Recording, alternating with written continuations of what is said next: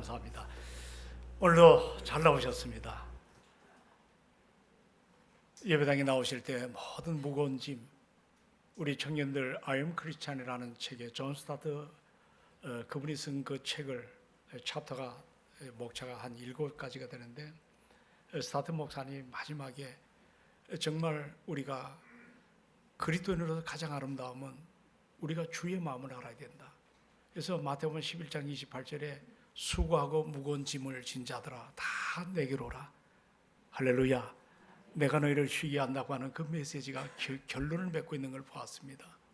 참 우리가 이 자리에 다양한 분이 오시지만 여러분 한 분 한 분의 생각이 다 다를 것입니다. 올해 우리 동성교회는 열심을 품고 주를 섬기자고 했는데 그 표 아래 모였는데 한번 이런 생각을 해볼 수가 있습니다. 참 열심을 품는다는 것, 그리고 주님을 섬긴다는 이 말은 우리를 늘 들어도 우리 인생, 신앙생활을 각성시키는 그런 메시지가 아니겠습니까? 그리고 우리의 신앙의 태도를 다시 한번 우리 자신을 좀 이렇게 다시 한번 점검하는 그런 귀한 말씀입니다. 근데 여기서 우리가 한 가지 참 질문이 있게 됩니다. 도대체 이 열심, 이것이 어디서 시작이 되는가? 여러분 열심이 어디서부터 시작이 되나요? 그것도 잠시가 아니고 한 생을 다할 때 환경이 또는 주변 여건이 아무리 우리에게 변화무쌍하게 들이닥쳐도 우리가 끝까지 변하지 않고 주를 섬기는 어떤 그 원동력이랄까요? 그 원동력이 도대체 어디서부터 시작이 되는 것인가? 우리는 이 문제를 분명히 한 해 짚고 넘어가야 됩니다. 이런 표 아래 같이 모였지만 그 문제를 잘 짚지 못하면 여러분 우리 자신이 그렇잖아요. 어제는 뭔가 뜨거움이 있다가도 오늘은 초라하게 약해지고, 어제는 모든 것이 감사하다가도 오늘은 굉장히 그 사람이 어제 저 사람인가 할 정도로 변해지는 그런 약함이 여러분도 저에게도 있는 것 사실입니다. 그러면 어떤 환경 앞에도 우리가 변함없이 열심을 품고 더 나아가서 주를 섬기는 그 소망이 뭘까? 그것은 여러분 다른 거 없습니다. 사람의 열심은 쉽게 식어버리지만 여러분 말씀에서 시작된 그 열심은 흔들려도 흔들릴 수 있지만 꺼지지 않는 걸 보게 됩니다. 우리 안에 감정적인 그런 모습으로 나오는 열정, 이거는 상황 앞에 너무 쉽게 무너지는 거예요. 그러나 말씀의 뿌리가 내려진 그 열심은 시대와 환경을 넘어 우리를 새롭게 붙드는 이런 모습임을 우리가 깨닫게 됩니다. 오늘 한번 따라합시다. 성경을 사랑합시다. 너무 좀 올드한 메시지 아니겠어요? 뭐를 사랑하자? 성경을 사랑하자. 그럼 한번 물어봅시다. 여러분이 이 땅에 성경이 어떻게 들어온지 아시나요? 이 땅에 이 말씀인 이 성경이 분명히 들어온 시점이 있을 거 아니겠습니까? 이게 어느 때 어떤 때 들어왔나요? 여러 가지 경로를 추적을 해볼 수가 있지만 이것이 계속 연관이 되어진 것은 지금부터 160년 전입니다. 160년 전에 이 땅에 굳게 닫힌 당시 그 세국 정책을 썼던 대원군이죠. 그래가지고 복음이 접근을 못합니다. 이런 상황에 여러분들 1866년에 대동강에 이 제너럴 셔먼호라고, 이건 상선입니다. 거기에 젊은 선교사 한 사람이 타고 들어왔어요.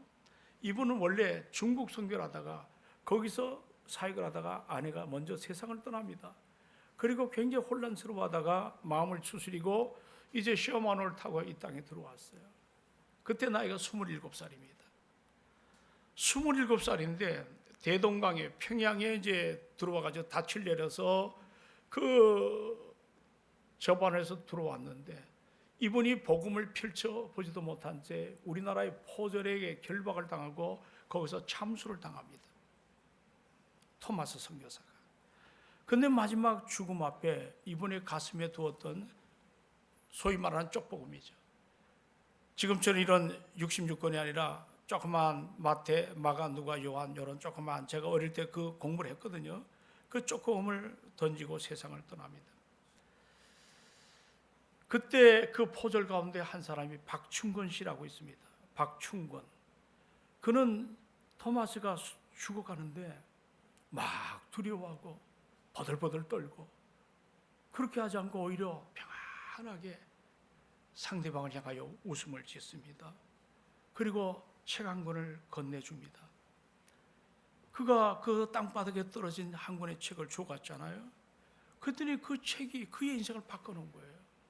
심령에 큰 찔림이 나타났고, 결국 그는 시간이 흐름에 조선 땅에 교회를 세우는 신실한, 요즘 말하면 목회자가 됐습니다.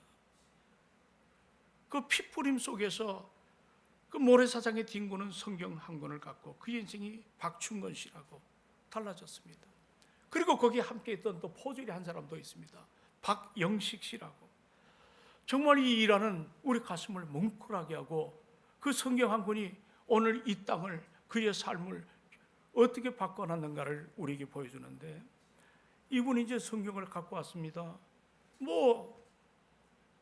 이걸 어떻게 할 줄 몰랐어요. 그러다 자기 집에 도배를 했어요. 그걸 다 뜯어다가, 성경책을 뜯어다가 다 도배를 칠해버렸어요. 그런데 보세요.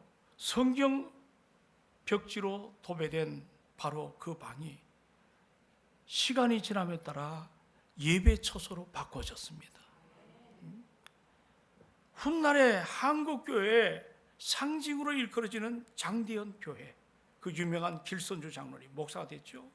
그리고 평양 대부흥회가 장대현 교회에서 일어났는데, 도배지한 바로 그 현장이 교회가 세워지고, 그 교회가 1907년도에 우리나라의 역사를 새로 바꾸는 영적 대각성 집회가 거기서부터 출발이 되었습니다. 이건 엄청난 사건입니다. 성령의 불길이 타오른 거예요. 이 사건은 한국교회 방향을 바꿔놨습니다. 이 복음의 이 불길은 장대현 교회 그 한 교회만 머물지 않았어요. 전국 교회로 부흥의 불길이 사그러질 줄 모르고 계속 번지고 우리 조선의 온 땅의 주의 영광, 주의 복음이 물이 변하여 바다를 덮음처럼 여호와를 아는 지식을 온 땅에 펼쳐지는 이런 사건이 일어났습니다.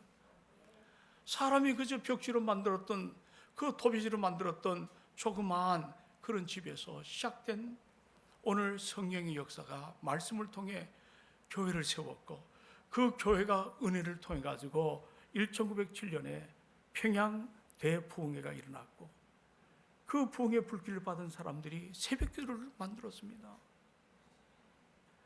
그리고 우리나라가 참 놀라운 것은 기복신앙이 없어요.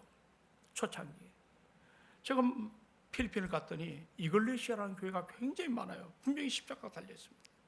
근데 이글레시아 교회가 어떤 교회냐면 이게 이단입니다. 기복신앙입니다. 근데 우리 대한민국의 장대현 교회에서부터 출발한 하나님의 말씀은 우리 이 한국 강단에 진리신 말씀만이, 피의 복음만이 증거됐어요. 그래서 여러분 지금은 그런 말 많이 안 쓰는데 초창기 때 부흥회를 뭐라고 얘기했죠? 그렇죠. 말씀 사경회라고 했어요. 사경회. 월요일서부터 한 주간 또는 두 주간 그 말씀을 듣기 위해서 온 천지에 있는 사람들이 찾아와서 말씀 앞에 회복을 하는 영적 대각성이 일어났습니다. 그리고 삶이 달라졌습니다. 여러분, 일제 피압박 가운데도 우리 대한민국이 일본에 무너지지 않고 정신세계와 영적세계가 무너지지 않은 것은 교회에 우리 주님이 함께하는 소망 때문에 이 땅이 무너지지 아니함을 믿으시기 바랍니다. 그 하나의 그 시발점이 박충건 씨라고, 박영식, 미안합니다. 피 묻은 모래사장에 던져진 책 한 권, 의미도 뭔지 모르고 벽지로 썼던 바로 그것이 예배당이 되어지고, 그것이 장대현 교회가 되어지고, 그것이 한국교회가 지금도 소망하는 영적 대각성 운동, 1907년에. 그래서 그 당시에 평양을 동양에 뭐라 그랬죠? 예루살렘. 평양을 뭐라고요? 그렇게 엄청난 책 한 권의 역사를 우리는 결코 놓쳐서는 안 됩니다. 한국의 방향을 바꾼 거예요. 그래서 신학자들이 연구할 때, 자, 우리나라의 복음의 역사는 성경이, 따라합시다, 성경이 교회보다 먼저 들어왔다. 교회가 세워지고 말씀을 우리처럼 세팅해서 하는 것이 아니라 교회보다 뭐가 먼저 들어왔다? 성령이 먼저 들어와요. 그리고 예배보다 먼저 말씀이 뿌려졌어요. 그리고 설교보다 먼저 피의 복음이 증거된 거예요. 저는 우리 교회 돌아가지고 놀란 사실이 일대 목사님이 순교 정신을 가지고 이곳에 오신 거예요. 저는 흥분하기 시작했어요. 제가 전에 있던 교회도 3대가 순교를 했어요. 그 순교 스토리를 보면 피눈물이 납니다. 아버지가 순교했죠. 만주에서. 형이 순교했죠. 가족이 순교했죠. 정말 그 목사님이 호를 와서 저기 지금 회원동에 있는 충무로교회 당시에 엄청난 교회입니다. 그 교회를 섬겨가는 그런 과정 속에 그런 순교 정신을 가지고 전사실에 7년을 섬겼습니다. 그리고 동성교회 오니까 여기 일대 목사님이 순교 정신을 가지고 여러분 우리 이거 감사해야 됩니다. 우리나라 저 전라도에 순천이 시장이었어요. 초대 국빈이셨어요.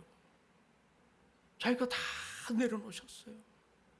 근데 마지막에 장로님들하고도 좀 얘기를 들어봤지만 사모님, 이법의 사모님은 거린들한테 밥 주다 귀퉁이를 맞아가지고 귀가 안 들렸잖아요. 목사님 나중에 이분이 늦게 장신대를 나왔기 때문에 신학적인 백그라운드가 별로 없습니다. 은사가 굉장히 컸죠. 그러다 교회가 좀 성장할 만하면 무너지고 간이 새카맣게 탔다고 합니다. 6번이 갈라졌다고 합니다.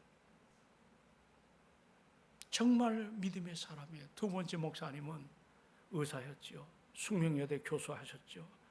그리고 참 정직한 분이셨습니다. 이런 아름다운 교회에 저는 자격이 없는 목사입니다. 제가 늘 살아오면서 부족한 것 투성이고 어떨 때는 청년들이 그래요. 목사님, 우리가 이제 빌립보서를 헬라어로 공부하기를 원합니다. 헬라어로 좀 열어봅시다. 제가 무식한 목사가 원어를 잘 몰라요. 다시 제가 이를 악물고 여기서 저는 다시 공부를 시작했어요.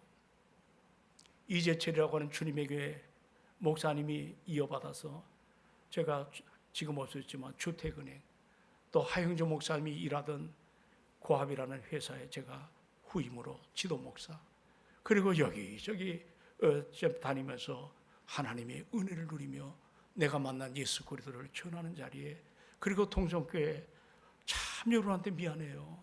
40여 년을 목회하면서 저는 잘한 거 아무것도 없어요. 그냥 발바닥 목회, 섬김과 나눔 이런 자세를 가지고 여기까지 왔습니다. 그런데 오늘도 성경을 사랑합시다. 이 제목을 준비하면서 내 마음에 큰 감동이 일어났습니다. 한국에 순교의 피의 터 위에 모래사장에 널브러진 성경 한 권이 한국교회를 바꿔놨습니다. 우리 교회 들어와 보니까 그 성경의 피의 복음이 동성교회에 흐르는 걸 봤습니다. 이제 여러분 어떻게 하실래요? 우리는 문제를 만나면 어려우면 제가 100이면 100을 봤어요. 자기를 돌아보지 않아요. 내 부족함을 좀 깨달아야 될 텐데 내 연약함을 좀 알아야 될 텐데 항상 나를 돌아보기 전에 상대방을 자꾸 바라봅니다. 그래서 우리에게 고통이 있습니다. 그래서 우리에게 아픔이 있는 것입니다. 여러분 이걸 이길 방법은 없어요. 따라합시다. 성경을 사랑합시다. 자, 뭐를 사랑하자고요? 지금 우리가 함께 다는 요한계시록은 평온한 시대에 기록한 말씀이 아니에요. 이것이 기록될 때 당시는 로마 제국의 극심한 박해 가운데 있었습니다. 여러분 박해라는 게 장난이 아닙니다. 재산을 몰수당하고 핍박이 일어나고 그 현장에 살 수가 없어서 직업 다 뺏기고 살려니까 어쩔 수 없이 도망가야 되고 그게 여러분 박해입니다.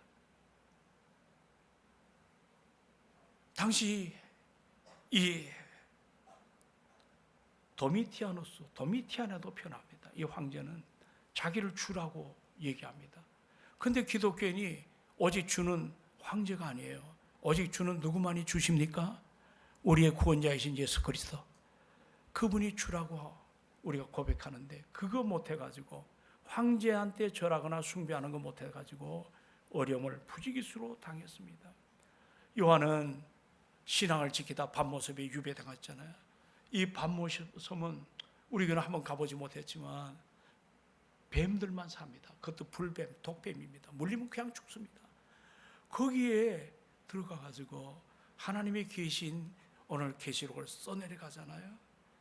근데 그 당시에 수많은 목회자들이 흔들렸어요. 고통을 당했어요. 왜냐하면 앞에 뭐가 좀 보여야 될 거 아니에요. 그리고 성도들은 믿음 지키다가 여기저기 힘들어하고, 여러분 아시잖아요. 우리 디모데후서에 보니까 바울이 감옥 안에서 단박에 사는 디모데에게 속효를 하잖아요.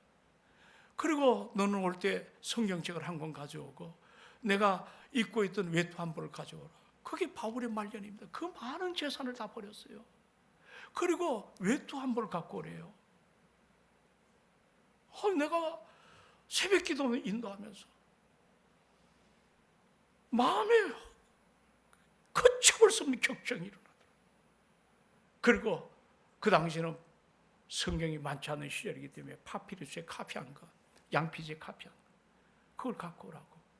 그러면서 그 다음에 속 키우라고 얘기합니다, 디모데에게. 그리고 하는 얘기가 나하고 함께 동행했던 데마, 어쩌고저쩌고 이런 사람들 다 나를 멀리하고 세상을 사랑했다. 그리고 후메노 같은 사람은 나를 얼마나 배신하고 얼마나 고통했는지. 그러면서 바울은 정리합니다. 자기가 저 사람들을 심판받자 저주받아라 하지 않습니다. 주께서 다 심판하실 것이다. 숙제를 다 하나님께 맡기더라고. 저는 그 모습을 보면 초대교회의 성도들이 얼마나 큰 상처와 얼마나 큰 아픔을 당했는가. 그런데 사랑하는 여러분, 오늘 요한은 그런 고난의 한복판에 복을 얘기합니다. 자, 어떤 자가 복이 있는가? 나는 여러분이 이 안에 복을 받기를 주의 이름으로 축원합니다. 어떤 복을 받죠? 1장 3절 다 같이 한번 정중하게 이 말씀을 좀 성령인들을 따라 함께 받으시기 바랍니다. 시작.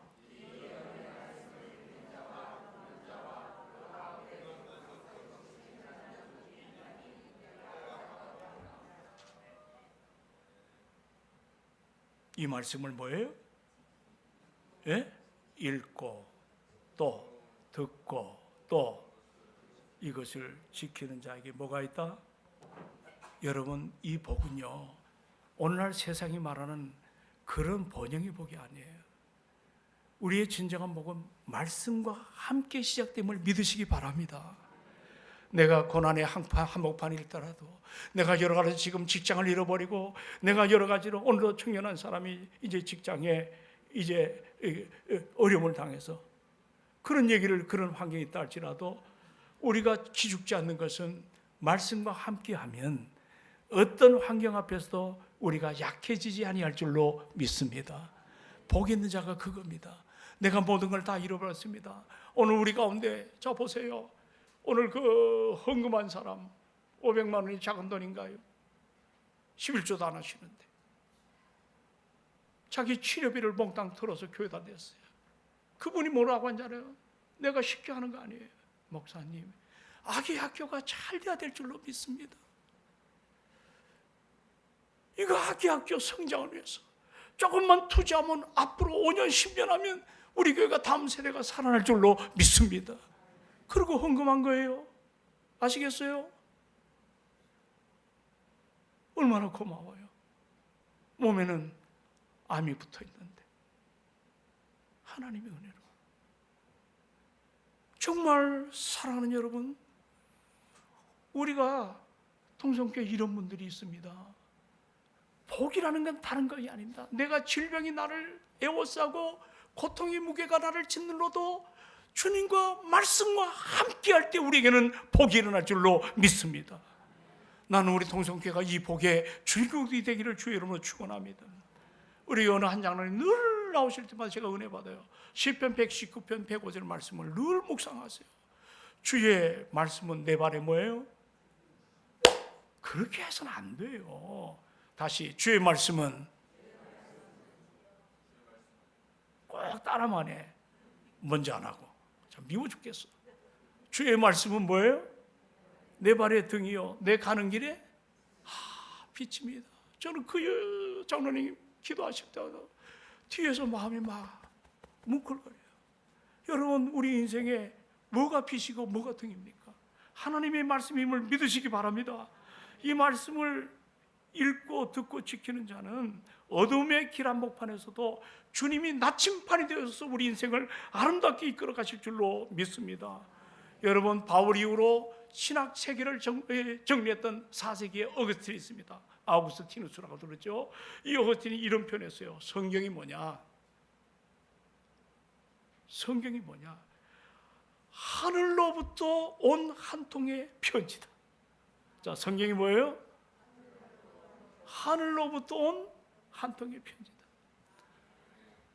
여러분, 옛날 우리가 못 살 때 우리 대한민국 군인들이 월남에 갔잖아요. 지금 베트남에. 목숨을 담보로 외화벌이를 많이 했어요. 저희 작은 처남이 대학교 2학년 때 서울대를 다니다가 잠깐 휴학을 하고 돈 벌러 월남에 갔어요. 근데 놀라운 사실은 우리 여기 집사람이 있지만 위문 편지를 그때 썼지 않습니까? 근데 그 위문 편지가 베트남이 월남이 누구한테 전달했냐면 우리 작은 처남에게 갔어요. 그게 불특정 다수 아닙니까? 야, 내가 그 얘기를 듣고 은혜를 받았어요. 자기 동생의 편지가 자기한테 들려줄 줄을 어떻게 알았어요? 그러니까 그게 감동이 일어나요, 일어나지 않아요? 일어나죠. 여러분, 어거스틴이 뭐라고 지금 얘기했냐면 성경이 뭐냐? 하늘로부터 온 한 통의 편지다. 성령은 책으로 된 하나의 인쇄물처럼 보여지지만 이 말씀은 바로 하나님의 음성이요, 하나님 자신의 모습을 우리에게 보여주는 생명의 말씀임을 믿으시기 바랍니다. 그러면 우리가 손으로 만지고 느끼고 눈으로 보고 할 수 있는 하나님의 선물 가운데 최고의 선물이 바로 뭐예요? 성경이다. 따라합시다. 성경이다. 그런데 우리가 성경을 이렇게 중요하게 여기는 이유가 있어요. 두 가지입니다. 하나는 성경은 우리에게 구원을 주시는 하나님의 진리입니다. 자, 뭐를 주시는? 구원을 주시는 하나님의 진리입니다. 만약에 성경이 없다면 우리가 하나님을 어떻게 알 수 있겠습니까? 하나님이 우리를 사랑하신 것을 누구한테 들어야 됩니까? 나를 사랑하사 나를 십자가에서 죽으신 예수님, 우리가 어떻게 발견할 수 있겠나요? 그분을 어떻게 만날 수 있겠나요? 그분의 은혜를 우리가 어떻게 나의 소유로 삼을 수가 있겠나요? 성경이 있기 때문에 그 성경 말씀을 통해 우리가 나 같은 죄인, 사랑하신 것을 알았고 예수 그리스도가 이 세상에 오셔서 십자가에 죽으신 것을 알 수가 있고 그 말씀 붙들고 오늘도 예배 시간에 우는 사람이 있어요. 물론 성경은 설교 안 듣는 사람도 그런 사람 없다고 생각합니다. 마음에 주님의 은혜의 샘이 흘러서 내 마른 생명을 하나님의 말씀의 생수로 아름답게 적셔가는 은혜 앞에 오늘 예배자로 여러분이 다 그 은혜 앞에 선 것을 믿으시기 바랍니다. 말씀은 우리를 구원의 길로 이끌어갔어요. 예수님이 어떤 분인가를 알게 하잖아요. 그리고 또 하나가 유익이 있어요. 우리가 구원받았다면 이제 우리가 가치관이 달라져요. 우린 그걸 정체성, 요즘 청년들이 얘기하는 아이덴티티, 내가 누구인가. 우리는 이 땅의 사람이 아니에요.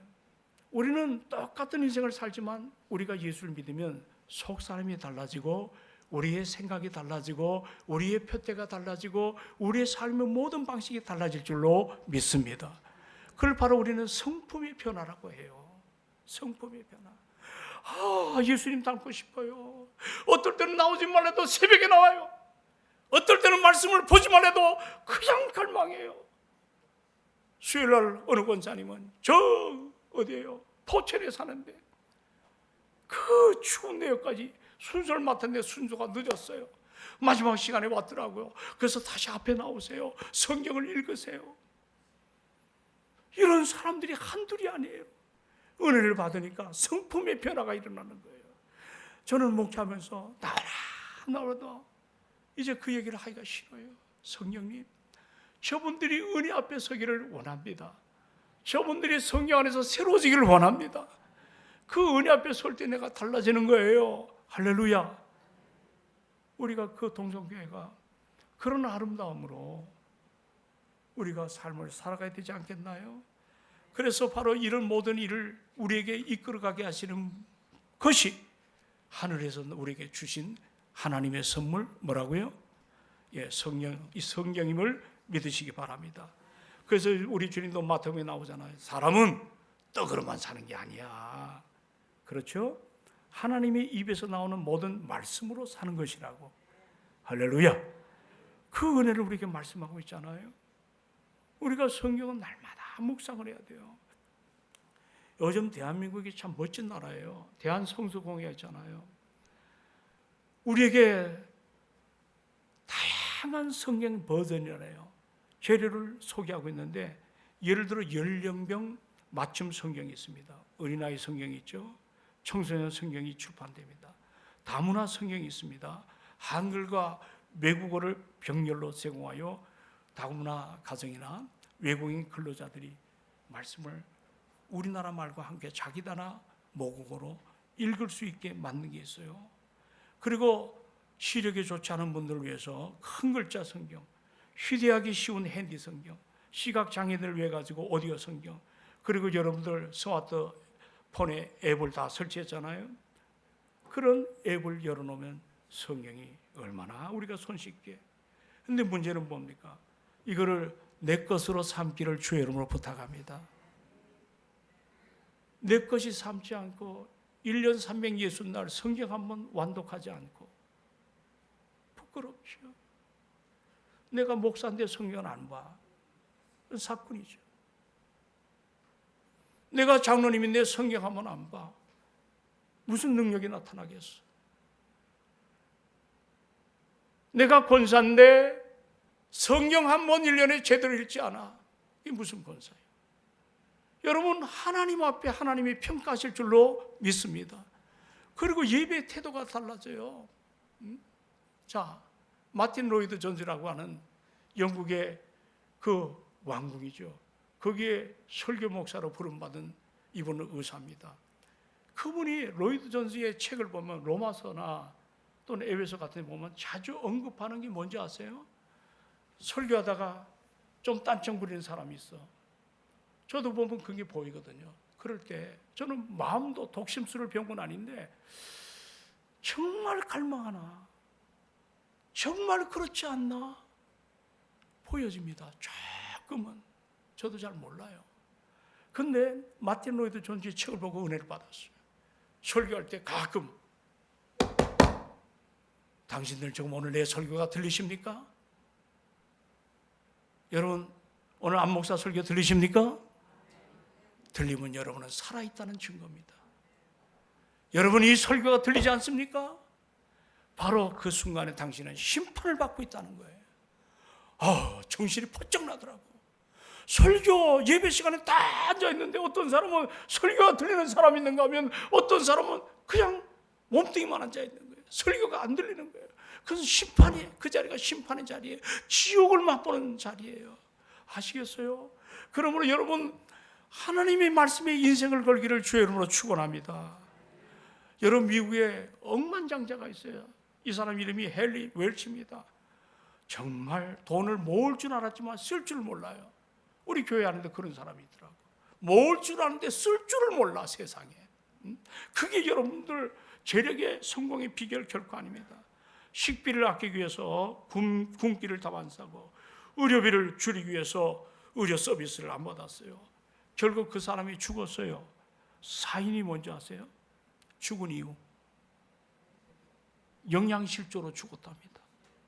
이 기가 막히게 추여듭니다. 정말 영양실조로 죽었어요.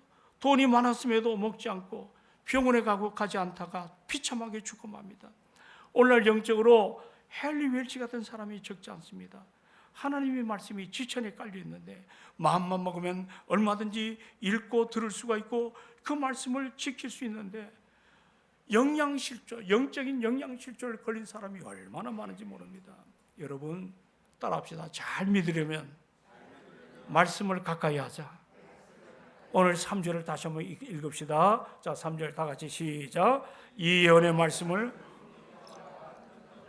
그 가운데 기록한 것을 지키는 자는 복이 있나니 때가 가까움이라. 아멘. 하나님의 말씀은 참된 생명과 진리와 은혜와 능력의 말씀입니다. 그래서 이 말씀이 우리의 인생을 유일하게 이끌어가는, 여러분 요즘 이제 회사 그만둔 분들이 계실 거예요. 여러 가지로 실효급여를 받는 분도 있을 거예요. 그러나 여러분 이럴 때 참 중요합니다. 갈림길인데 이랜드의 사장인 이분이 사랑교회 장로님이시죠. 박성수라는 분이 있습니다. 연대 다닐 때 근육무력증 같은 병이 생겼는데 그가 거기서 좌절하지 않았어요. 그분의 이야기를 제가 들었는데 3,000권의 책을 읽었다고 합니다. 아무것도 못할 때. 나는 여러분 어려움을 어렵다고 느끼는 사람은 무너집니다. 우리 안에 마음이 말라있는 사람은 소망이 없습니다. 우리 안에 기쁨이 빼앗긴 사람은 여러분 능력이 나타나지 않습니다. 저는 부탁합니다. 우리의 주어진 하나님의 일을, 말씀을 준비해서 그 말씀을 잘 감당해서 은혜 앞에 아름답게 말씀을 보다 보면 시편 19편에 말씀은 우둔한 자로 하여금 지혜롭게 합니다. 아멘 합시다. 무능한 자에게 유능하게 만듭니다. 여러분 이 성경의 포화를 좀 캐보십시오. 저는 탄광 출신입니다. 배운 게 없는 목사입니다. 그러나 아는 거 하나, 탄은 캘 때 탄이 나옵니다. 우리가 이 말씀을 자꾸 캐시기 바랍니다. 이게 꿀송이보다 더 달게 느껴지는 놀라운 역사가 일어날 줄로 믿습니다. 그리고 그 말씀을 대할 때 지혜가 나타납니다. 노인보다도 지혜가 승하다 그랬거든요. 그래서 말씀을 통해서 내 인생에 가는 길이 보여집니다. 내 삶의 좌표가 지켜집니다. 내 인생의 나침판이 하나님의 말씀임을 믿으시기 바랍니다. 그러므로 지금 계시록에 요한은 핍박 가운데도 이 예언의 말씀을 읽는 자, 듣는 자, 그리고 그 말씀을 뭐예요? 지키는 자가 복이 있다. 할렐루야. 이제 성경을 장식품만 아니라 그냥 집에 이렇게 놔뒀다가 먼지 툭툭 털고 갖고 나오는 건 요즘은 또 그러지도 않아. 저 뒤에 다 꽂혀 있으니까 그냥 하나 툭 갖고 들어와. 그리고 툭 내두고 가. 여러분 주의 말씀을 존중합시다. 제가 이 얘기 하나 하고 마치겠습니다. 사무엘상 2장 30절에 보면 사무엘 스니가 그런 얘기했습니다. 한번 따라할까요? 너희가 나를 존중히 여기면 내가 너희를 존중히 여길 것이고 너희가 나를 경멸히 여기면 나도 너희를 경멸히 여기리라. 믿습니까? 항상 은혜 앞에 믿음으로 잘 감당하고 저는 우리 하나님, 왕이신 하나님 앞에 오늘 하나님이 안 목사 마지막까지 최선을 다할 겁니다. 우리는 그 모든 걸 주께 맡기시고 성령 안에서 소망을 끌어안고 하나가 되어서 최선을 다하는 여러분 되시기를 주의 이름으로 축원합니다. 오늘 세상은 별소리가 많아도 우리 동성교는 1대1대 3대 걸어온 길을 그대로 믿음으로 순종하려고 마지막까지. 여러분 우리가 지금 할 일은 중요한 게 다른 게 아니에요. 내가 달라지는 겁니다. 내가 바꿔지는 겁니다. 내가 변화받아야 될 줄로 믿습니다. 나는 조금 더 안 변하는데 상대방 자꾸 바꾸기를 원하는 그거는 신자가 아닙니다. 내가 더 기도의 자리에 엎드시고 하나님의 말씀에 늘 신실하게 반응하고 성령 안에서 인도를 따라 나갈 때 우리 동성교회는 저는 그렇게 적어도 생각해요. 이곳에 여러분 많은 축복을 지금 하나님 계속 당신의 열심으로 우리를 이끌어 가시는 거예요. 거기에 우리 모두가 아멘 하시기를 원합니다. 그리고 하나님이 일하심을 여러분들이 찬양하시길 바라고 그리고 그 앞에 우리가 잘 점검해서 다음 세대를 준비하는 우리 청년들이 아름답게 세워지고 교회 학교가 부흥이 일어나고 우리 청년들이 제자훈련, 우리 어른들이 제자훈련 이걸 통해서 성경을 사랑하는 아름다운 교회. 제가 어제 어느 신방을 갔어요. 사업장에. 성경을 쓰는 것은 소수입니다. 수백 명의 성도 가운데 10손가락도 안 됩니다. 방법이 뭘까? 다 읽게 하는 방법. 그렇다. 제가 그 장로님과 상의를 했어요. 내가 가진 걸 얘기했어요. 70세 이상 된 분은 성경을 이것을 한 20단어는 20문장은 암송하지 않겠는가? 그럼 60은 좀 더 약간 많게, 50은 더 많게, 청년들은 더 많게, 이렇게 해서 모든 교회가 성경을 좀 암송하자. 할렐루야, 할렐루야. 그러면 말씀을 자꾸 내가, 여러분 묵상이라는 것이 그런 뜻이에요. 좌잘좌잘거리면서 내 것으로 만드는 거거든요. 그렇게 해서 우리 동성교회가 성경을 사랑하는 교회. 좀 크게 아멘 합시다. 성경을 뭐 하는 교회? 그런 아름다운 교회로 어려울 때, 여러분 저는 그렇게 생각해요. 재정 돈으로 되지 않아요. 여러분이 믿음만 있으면 될 줄로 믿습니다. 너무 걱정하지 마세요. 믿음의 역사입니다. 그래서 로마서 10장 11절에 믿음은, 따라합시다. 믿음은 들음에서 나며 들음은 하나님의 말씀으로 말미암느니라. 그러니까 여러분이 말씀을 보면 믿음이 생기는 거예요. 성경이 보니까 믿음이 없이는 하나님을 기쁘시게 할 수가 없어. 하나님께 나가는 자는 반드시 그가 계신 것과 또한 자기를 찾는 자들에게 상을 주시는 자이심을 믿으라 그랬어요. 그래서 우리가 믿음은 말씀을 통해 역사됩니다. 우리 동성교회는 믿음이 강한 자가 넘치기를 주의로 축원합니다. 그렇게 하나가 될 때 역사가 나타나고 열매가 나타나고, 정말 우리만의 모임이 아니에요. 우리 선교하는 교회 아닙니까? 우리 구제하는 교회 아닙니까? 나눔의 교회입니다. 그리고 사랑하는 여러분들, 우리가 이웃에게 내가 만난 예수 그리스도를 증거하는 전도가 일어나는, 그래서 올해는 여러분 한 사람이 한 명씩 전도하면 교회가 빈자리가 없을 줄로 압니다. 하나님이 하실 줄로 믿습니다. 기도합시다. 우리 반주자님 기도 좀 부탁합니다. 오늘 말씀을 붙잡고 한 2, 3분 기도합시다. 성경을 사랑합시다. 나는 정말 1년에 성경을 일독을 해봤는가? 하나님 앞에, 하나님 다 아시잖아요. 한 번도 성경 안 보다가 예배당에 나올 때 그러면 안 되잖아요. 그러나 늦지 않았습니다. 다시 한번 성경을 나의 삶으로 소망을 두고 나가시길 바랍니다. 안 보면 능력 없습니다. 얼마는 견딜 수 있지만 다 드러납니다. 이 시간을 반주 전부터 합니다. 한번 기도합시다. 하나님, 오늘 성경을 사랑합시다. 최초의 대동강의 피뿌림 현장에 납복음이라 그러죠. 쪽복음. 그걸 받은 사람 포절입니다. 한 사람은 위대한 교육자가 되었고, 한 사람은 자기 집에 벽지로 붙였는데 세상에 그것이 장대형 교회가 될지 누가 알았겠습니까? 거기에 평양 대각성 운동회가 일어날 줄 더더구나 누가 알았겠습니까? 하나님, 내 남은 여생 웰치처럼 모을 줄 알았는데 쓸 줄 모르는 인생이 아니라 좀 나눌 줄 알고 베풀 줄 아는 넉넉한 인생 되게 하여 달라고. 우리 한번 2, 3분간 기도합시다. 간절히 기도합시다.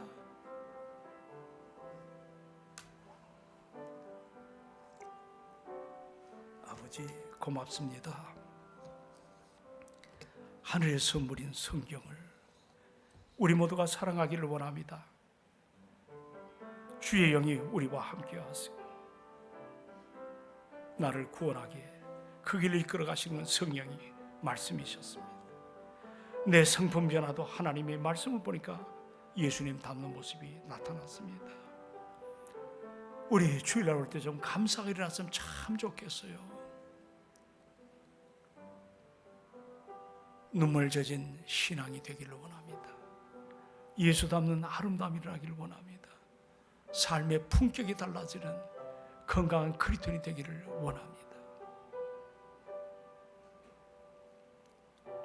성경을 사랑하는 우리 동성애 식구들이 점점 많아지게 하시고 은혜 앞에 서게 하여 주옵소서.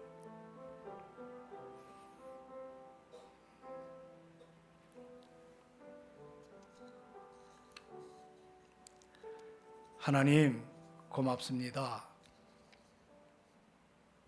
오늘 말씀을 잘 들었습니다. 성경을 사랑합시다. 성경을 사랑합시다. 여기에 우리 목숨을 걸 만큼 우선순위가 되게 하옵시고, 성경을 통하여 하나님의 영광을 보게 하시고 하나님의 뜻을 발견하게 하옵시고, 우리 동성교회가 나갈 나침판이 성경을 통해 일어나게 하여 주옵소서. 모든 교우들 이 안에도 실족하는 사람 하나도 없게 하시고